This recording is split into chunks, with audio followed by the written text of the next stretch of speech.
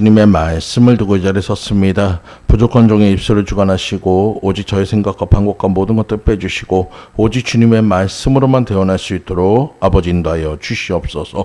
모든 것 주님 앞에 감사로 드리오며 예수 그리스도로 기도 올려옵나이다. 아멘. 우리 앞뒤 사람 옆에 사람 인사 한번 나눌게요. 사랑하고 축복합니다. 네, 사랑하고 축복합니다. 네, 사랑하고 축복합니다. 예.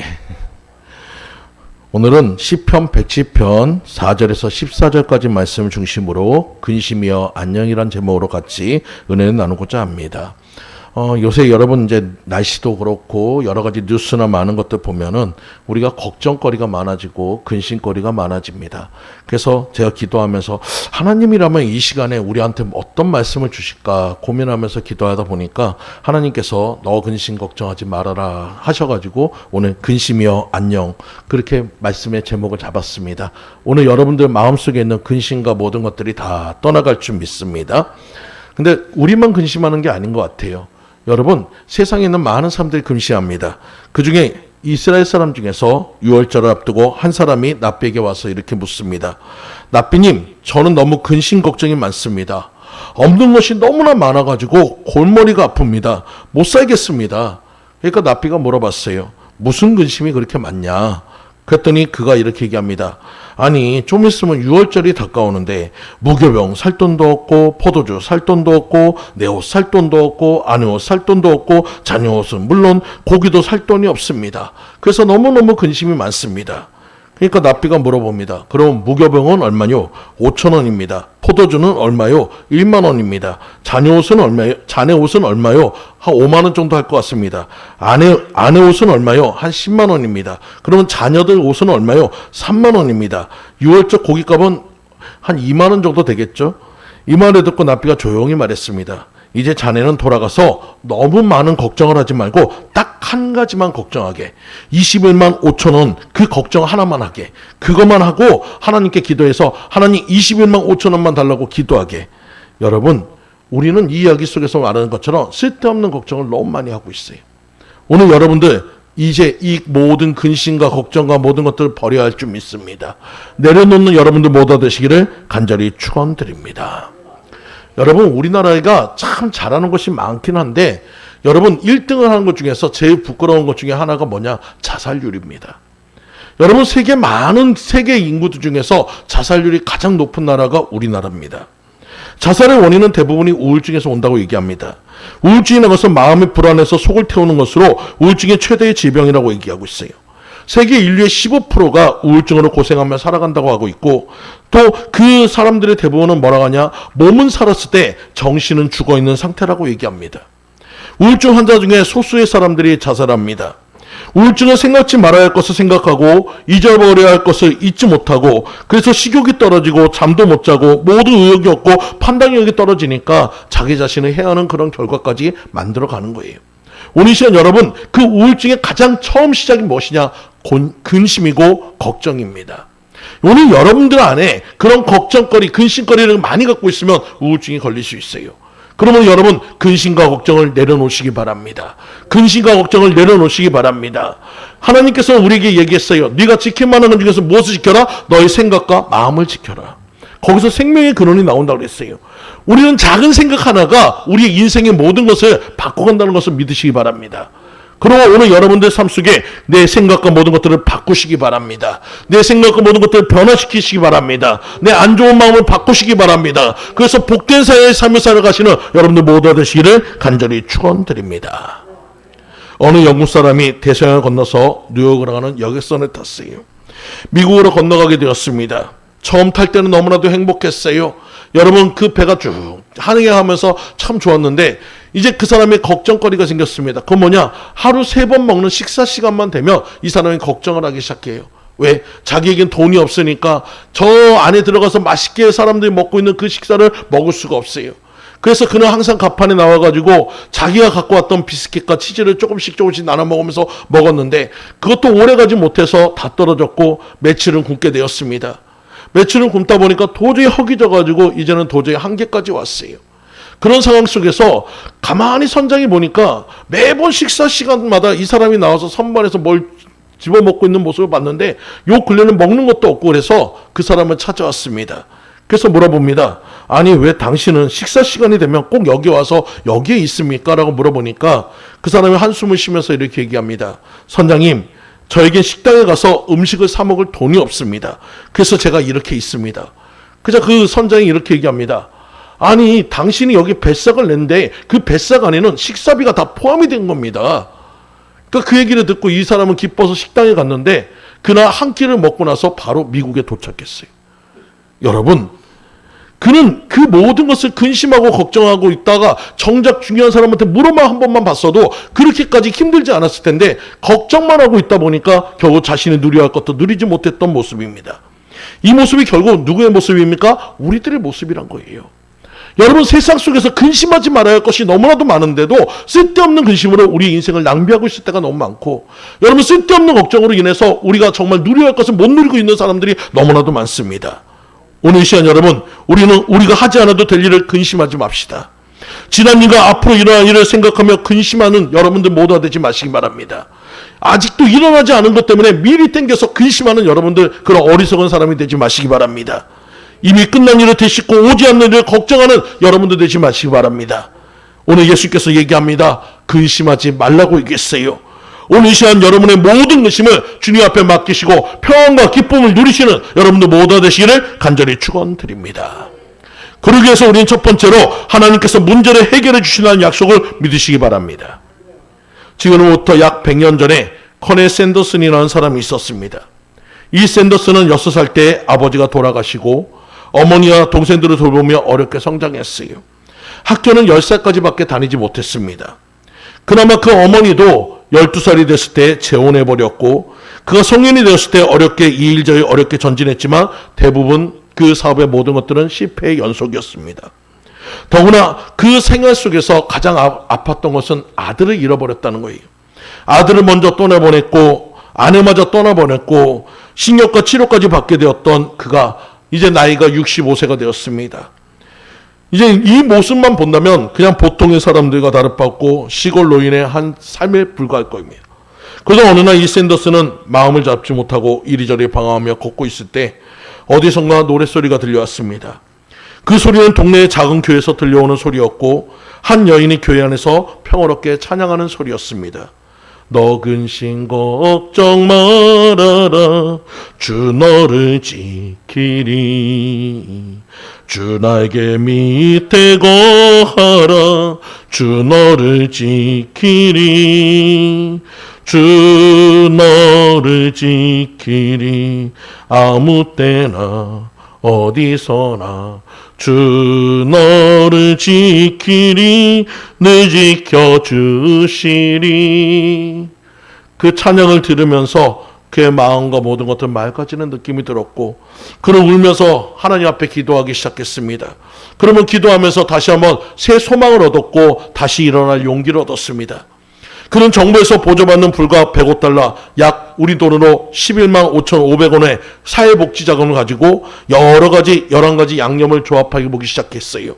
그래서 그 조합에서 치킨 요리를 만들기 시작했습니다. 그리고 이것을 납품하기 위해서 낡은 트럭을 타고 미국 전역을 돌면서 수많은 치킨집을 찾아가면서 그 모든 것을 보여줬습니다. 무려 1008번이나 거절을 당했고 드디어 1009번째에 마침내 어느 치킨집에서 샘플로 납품을 하기 시작했습니다. 근데 여러분, 그 1009번째에 납품했던 그곳에서 소위 말해서 대박이 났어요.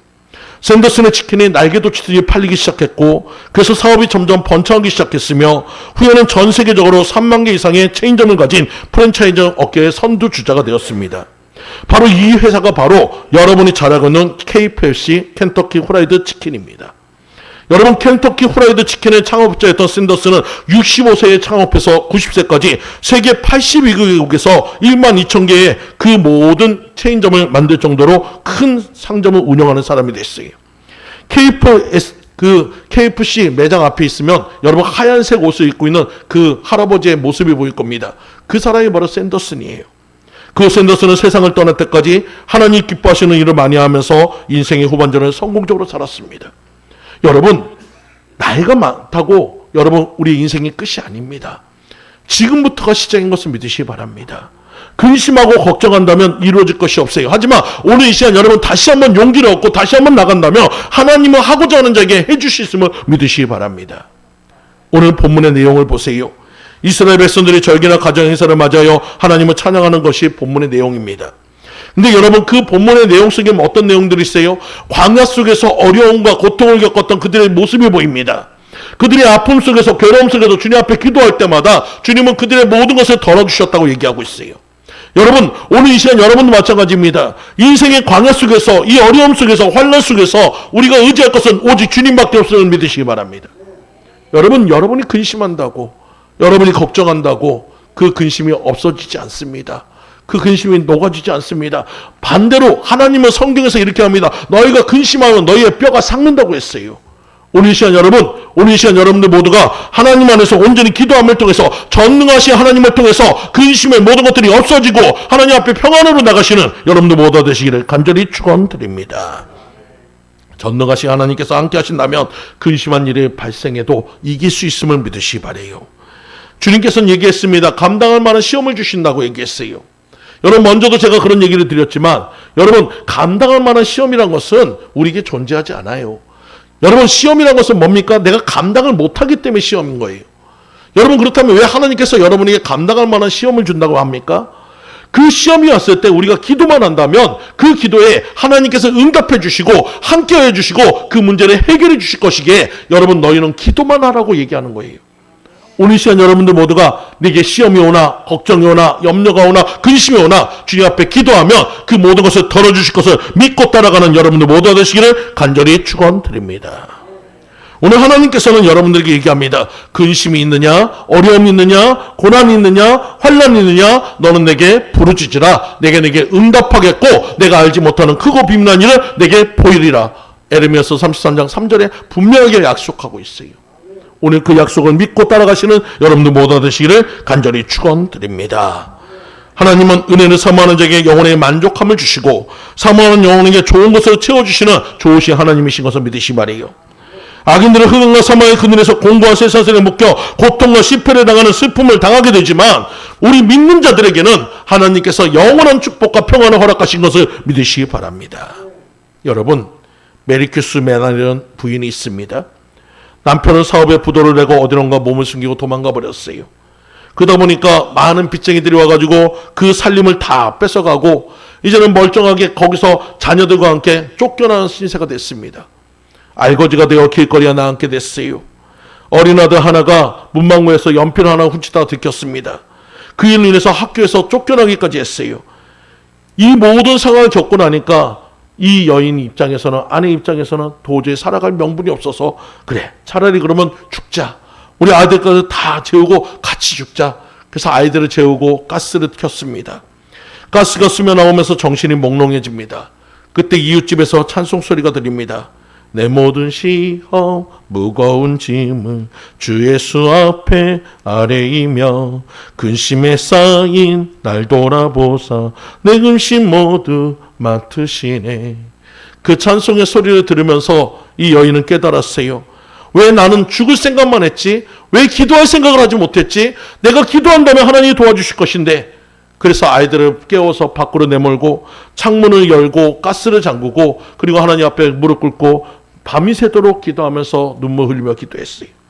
그리고 시골에 내려가서 빈집 하나를 얻어서 그때부터 새 살림을 꾸리기 시작했습니다.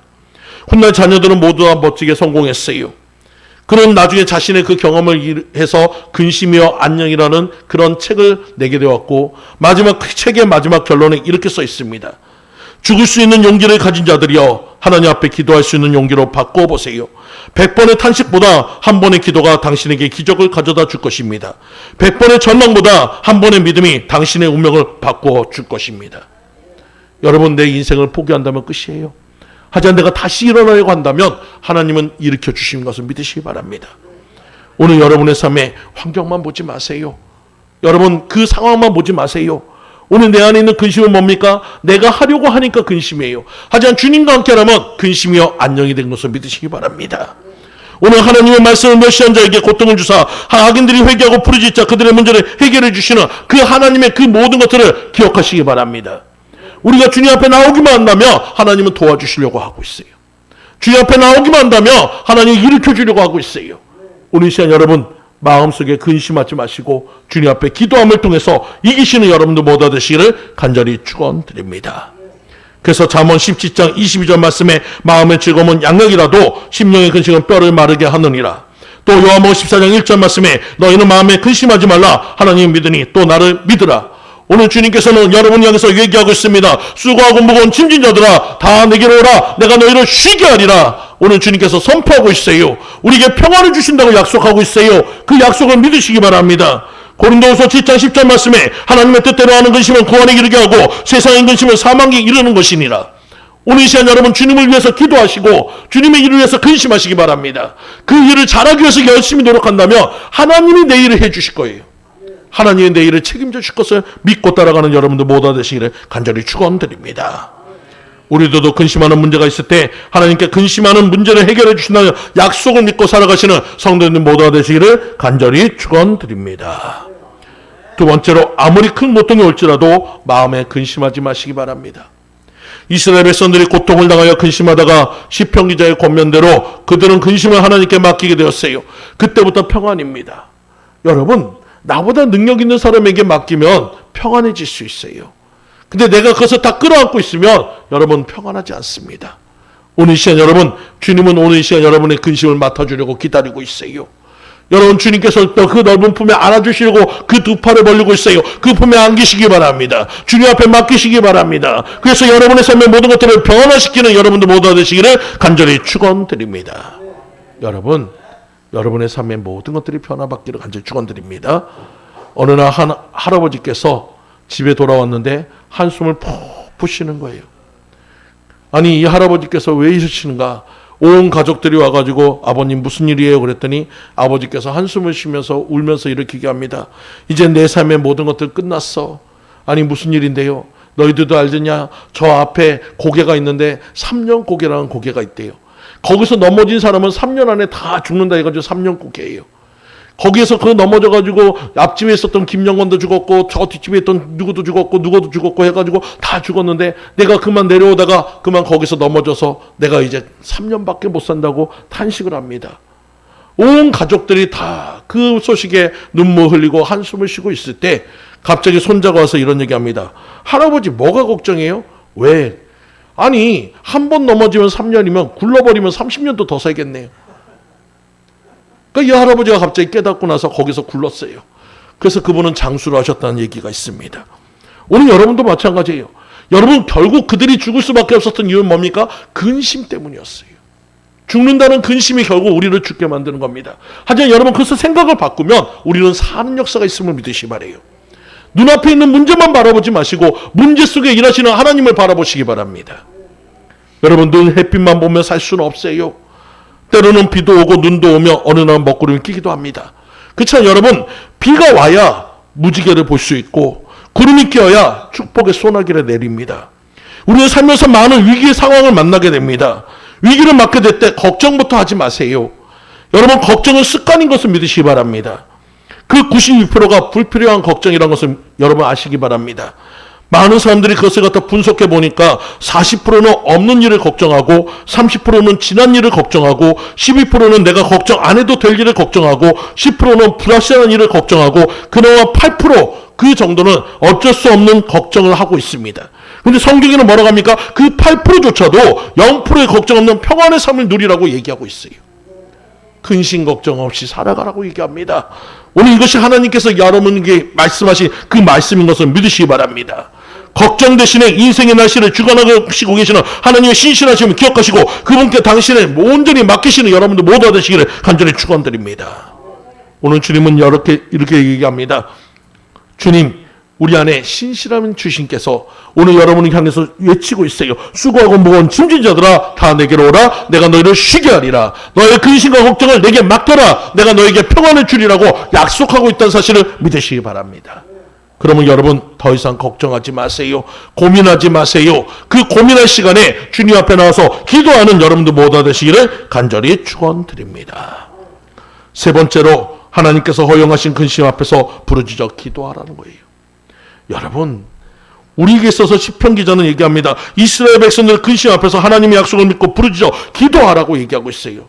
여러분, 기도할 때 하나님께서 풀어주시고 기도할 때 하나님께서 회복해 주실 것을 믿으시기 바랍니다. 예전에 저도 아토피로 고생할 때가 있었습니다. 여러분, 제가 태어나면서 이게 태열기가 있어가지고 항상 여름이 되면 이런데 아토피로 많이 고생을 했어요. 근데 군대에 갔을 때 제가 뭘 잘못 먹어가지고 번데기 알레르기가 생겼습니다.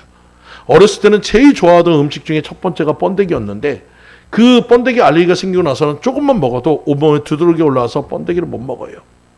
그래서 번데기 먹는 거, 번데기와 비슷한 거는 아예 그냥 근처도 안 가는데 어느 날 제 친구한테 전화가 왔습니다. 이 친구는 평상시에 잘 전화도 안 하고 친구들하고 약속을 하면은 꼭 어떤 친구냐? 여러분, 입만 갖고 오는 친구예요. 돈은 안 갖고 와요. 그러면서 먹을 거는 지가 다, 메뉴는 지가 다 정합니다. 우리들 입장에서는 싸가지라고 얘기하는데 여하튼 그래도 친구니까 자꾸 만나긴 해요. 근데 이런 녀석이 갑자기 저한테 전화가 온 거예요. 야, 해가 서쪽에서 뜬 것 같아. 그래가지고 웬일이냐 그랬더니 얘가 또 평상시에 하지 않던 그런 소리 합니다. 밥을 사겠대요. 여러분, 평상시에 맨날 입만 갖고 와가지고 맨날 얻어먹는 놈이 밥을 산다니까 농담인 줄 알았더니 진짜 산다는 거예요. 몇 번을 확인했습니다. 그래, 그럼 뭐 살 건데, 뭐 그 김밥 같은 거 살 것 같으면 얘기도 하지 말라고 그랬더니 아니래요. 저 명동에 가면은 유명한 김치찌개 집이 있는데 거기에 가자니. 그래서 걔한테 물어봤어요. 너 왜 그렇게 하냐? 그렇게 물어봤더니 하는 얘기가 거기 김치찌개는 2인분을 꼭 파는데 지가 그날따라 김치찌개가 땡겨가지고 다른 사람한테 전화했는데 아무도 안 가가지고 결국 나까지 온 거예요. 그래, 꽝 대신 닭이든 뭐 해가지고 여튼간 거기 간다니까 네가 밥을 산다니까 가자 그래서 갔어요. 그랬더니 진짜 사람들이 엄청 많아요. 그래서 그 자리에 들어가서 드디어 김치찌개가 나왔는데 막 이제 맛을 보겠다고 숟가락을 딱 떠가지고 한 숟가락 딱 뜨자마자 온몸에 열이 오르기 시작하고 막 온몸에서 두드러기 올라옵니다. 이게 대체 무슨 일인가? 앞에 있는 친구도 보니까 막 얼굴도 막 이상해지고 하니까 놀랬고 저도 놀라고 서로 이렇게 웅성웅성 되니까 주인 아저씨가 찾아왔어요. 그 아저씨한테 물어봤습니다. 아저씨, 여기 뭐 넣으셨어요? 아니, 김치찌개에 뭐 김치만 넣죠. 아니, 김치찌개 말고 뭐 다른 거 넣은 거 없어요? 그랬더니 자기네는 거기다 번데기를 넣어서 김치찌개를 한대요. 그 얘기를 듣자마자 친구랑 같이 급하게 병원에 가가지고 치료를 받았는데 그 받아도 그때 이후로 이 번데기 그 알레르기하고 지금 아토피하고 합쳐져가지고 온몸에 아토피가 다 퍼지게 됐습니다. 이게 퍼지고 나니까 여러분, 이것이 조그만 때는 그래도 그냥 좀 참을만 했어요. 근데 이것이 온몸에 퍼지고 나면 이 아토피의 특징은 뭐냐? 간지럼이 사라지지 않아요. 보통 두드러기는 긁다가 피가 나면은 좀 가라앉습니다. 근데 이거는 피가 나도 그 간지럼이 그 피 속으로 다 흐르는 것 같아가지고 그 피 속을 더 깊이 파야지만 그 간지럼이 사라져요. 자다가 일어나가지고 간지러움 미칩니다. 그냥 막 잘라버리고 싶을 정도로 그렇게까지 고통스러워요. 그러니까 이 긁다가 해가지고 마지못해서 조금씩 자고, 그리고 어머니 아버지 걱정하실까봐 몰래 가리고 다니고, 한여름에도 긴팔 입고 그 해가지고 몰래 그 샤워도 하고 속옷 같은 거 몰래 빨아가지고 널기도 하고 그렇게 하면서 지냈어요. 어느 날 제가 목욕하고 있을 때 아버지께서 들어오시다가 제 모습을 보고 그때 끌려 나와가지고 어머니하고 아버지하고 제 모습을 봤어요. 본 다음서부터 두 분 다 이제는 몸에 좋다는, 아토피에 좋다는 그런 유명한 해가지고 피부과서부터 뭐 해가지고 온천, 아토피에 좋다는 모든 것들은 다 해보고 다 발라보고 독일제 크림 뭐 해가지고 다 발라봤지만 효과가 없었습니다. 전국에 아토피에 좋다는 온천에 다 가봤지만 효과가 나타나지 않았어요. 그러니까 나중에는 민간요법까지 다 갖다 하시는 거예요. 이제 온갖 것들을 갖다 몸에다 다 발라보고 먹어보고 고통스럽지만 그래도 어떻게든 아들 하나 살려보겠다는데 그거 해가지고 치료해보겠다는데 마지 못해가지고 어떻게 그 거부할 수가 없잖아요. 어느 날 아버지께서 저에게 얘기합니다. 어디 좀 가자. 어디를 가시나 해가지고 갔더니 모래는 시장에 그릇가게로 가는 거예요. 그릇가게 갔더니 큰 해가지고 애들 목욕통 같은 그 통을 보더니 거기는 아니다고. 그리고 한쪽에 보니까 빨간색으로 해가지고 뚜껑 달려있는 통을 보더니 이거는 괜찮겠다. 그래서 아저씨하고 얘기하더니 배달을 시켜놓고 집에 왔어요. 근데 신기한 거는 이 배달이 온 곳이 보통은 옥상이나 베란다로 갈 것이 집 안으로 들어오고 화장실로 들어간 걸 보면서 저는 생각했습니다. 저거는 분명히 나하고 100% 연관이 있다. 그때부터 아버지가 얼마나 바쁘게 왔다 갔다 하는지 제발 그냥 좀 가벼운 걸로 가라. 그렇게 고민하고 있는데 아니나 달라 1시간 정도 되니까 아버지가 얘기합니다. 경희야, 팬티만 입고 화장실로 와. 그래가지고 들어가 봤더니 아까 보았던 그 빨간색 통이 있고 거기는 시커먼 물이 해가지고 탄내가 나는 물이 거기에 가득 있는 거예요. 아버지 이게 뭐예요? 그랬더니 이게 목초액인데 여기에 몸을 담그고 1시간 동안 있으면 뭐 아토피에 그렇게 좋다니까 들어가라는 거예요. 차마 싫다고 할 수가 없으니까 들어갔어요. 앉았어요. 그러니까 조금 있다가 아저씨하고 얘기했던 거 뚜껑을 가운데 뻥 뚫어가지고 머리에다 집어넣고 나니까 이거는 통 속에 머리만 달랑 나와 있는 그런 모습으로 화장실에 앉아 있는데 너무 기가 막힌 거예요.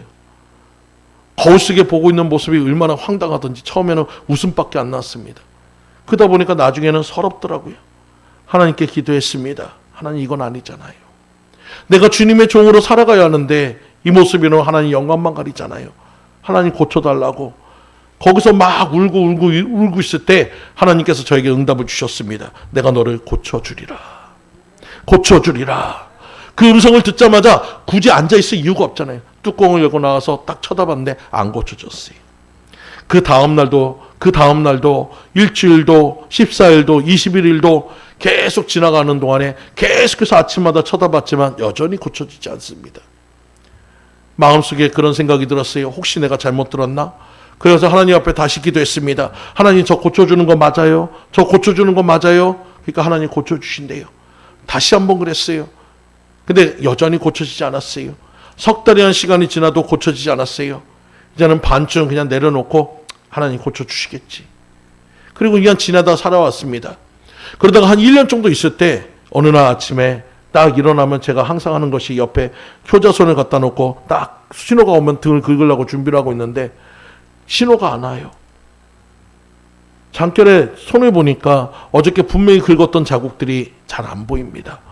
갑자기 정신이 번쩍 들어서 화장실에 가서 다 쳐다보니까 그렇게 짓물라고 했었던 것이 머리부터 발끝까지 한순간에 다 깨끗하게 씻어졌어요. 그래서 오늘 이 자리에 여러분 앞에 당당하게 이렇게 서 있을 수 있습니다. 오늘 여러분, 세상의 의학으로 고칠 수 없던 그 병, 세상의 그 어떤 것으로도 치료할 수 없었던 병을 하나님께서는 약속하신 대로 고쳐주셨습니다. 오늘 여러분이 기도하면 근심이 기쁨이 되는 것을 믿으시기 바랍니다. 여러분의 한숨이 찬송이 될 것을 믿으시기 바랍니다. 오늘 여러분 그것을 갖다가 기대하시고 주님 앞에 나아가세요. 하나님은 지금도 살아계십니다. 하나님은 지금도 일하시는 하나님이십니다. 그 모든 것을 행하실 수 있는 분이셔요. 능력 있는 하나님이신 것을 믿으시기 바랍니다. 그 하나님을 의지하시기 바라요. 근심하지 마시고 염려하지 마시고 고통 중에서 괴로워하지 마시고 주님 앞에 나와서 한 번 더 기도하시는 여러분들 모두 되시기를 간절히 축원드립니다. 그래서 베드로는 마지막 메시지로 우리에게 이렇게 선언합니다. 너희 모든 염려를 다 주께 맡겨라. 이는 주가 너희를 공고하심이니라. 베드로전서 5장 7절 말씀처럼 오늘 여러분의 모든 근심을 주님 앞에 맡기시기 바랍니다. 주님이 행하실 것을 믿으시는 여러분들 모두 되시기를 간절히 축원드립니다. 마지막으로 한 가지 이야기만 드리고 말씀을 마치려고 합니다. 미국 뉴욕의 브루클린에 윌리엄 리바인이라는 사람이 있습니다. 이 사람은 정육점을 운영하고 있었어요. 근데 신기하게도 1980년 한 달 동안에 4번이나 강도를 만났습니다. 목숨의 위협까지도 느꼈습니다. 그래서 그는 고민하다가 안 되겠다. 내가 저 강도의 흉기를 아무리 사용해도 내 목숨은 내가 지켜야겠다. 그래서 스스로 방탄조끼를 만들었습니다.